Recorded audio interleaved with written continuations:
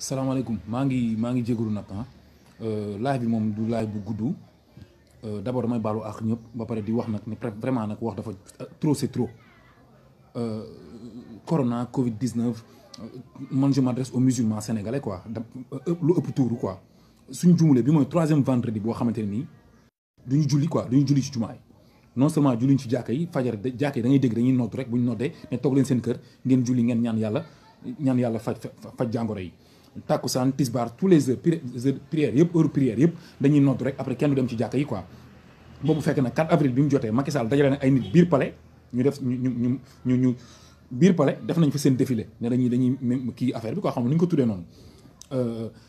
marché yi yéen a ngi fay dem di jënd seen i ndugg yéen a ngi dem di sol seen i masque di dem ci marché yi di ngeen fexe ba ndugg seen ndugg da ngeen fexe bu ñu jógee ci loolu bureau yi yéen a ngi liggéey mais kon yéen problème bi lan la mais problème bi lan la moo tax ñu mënuñu bàyyi ñu julli lu tax disposition bi nga xamante ne moo laaj jàkka yi ñu tëji jàkka yi duñ ko def mais nañ tëji jàkka yi tëji jumaa yi ñu julli ji àjjuma dañu war a julli ji mais amul fenn fuñ c'est-à-dire par exemple tey bu ñu jëlee benn policier wala ñaari policier ñu teg ko ci jumaa bu nekk jox leen gel antiseptique exiger képp ko xam da ngay julli si da ngay muur sa bakken nga sol masque mais nañ ko def ñu julli mais jaamu yàlla bi mënul mais ana sëriñ si Sénégal ana sëriñ si ana imam yi ana kilifa diine yi ana ñu ne fii di wax chaque jour di expliquer di waaraate ci rajo ak télé yi ma ne yéen kon daal jënd buru c'est-à-dire dafa mel ni yéen en fait problème dafa mel ni yéen yàlla ngeen en fait nit ñi jaamu yàlla bi lañ liggéey ci bureau yi yéen a ngi dem ci marché yi yéen a ngi dem fu nekk di gérer seen activité ba 20h ngeen dellu seen i kër léegi nag ngeen ni jumaa yi ban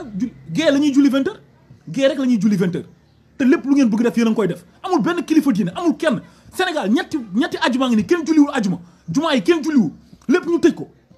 ko après ñëpp kenn waxu si quoi ñëpp toog comme si de rien n'était quoi mais fan la leen wax bu leen julli wala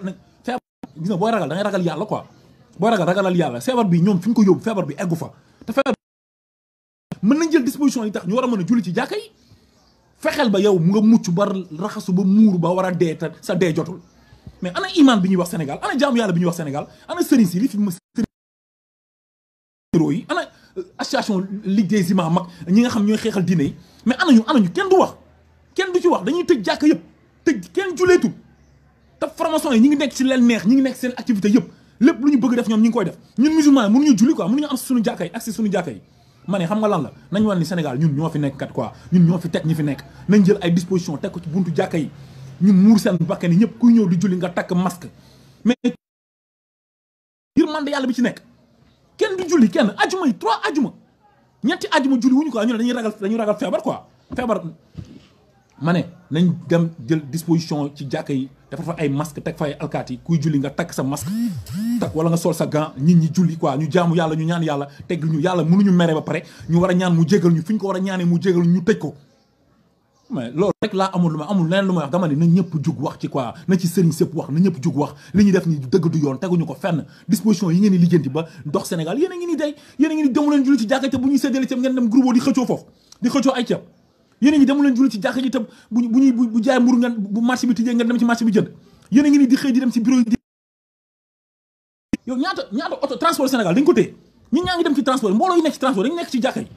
transport en commun yaa ngi ni fees dell ñi di dem ak a dikk ngeen di dox seen activité ba noppi ne ñun duñuy julli dox ñun duñuy julli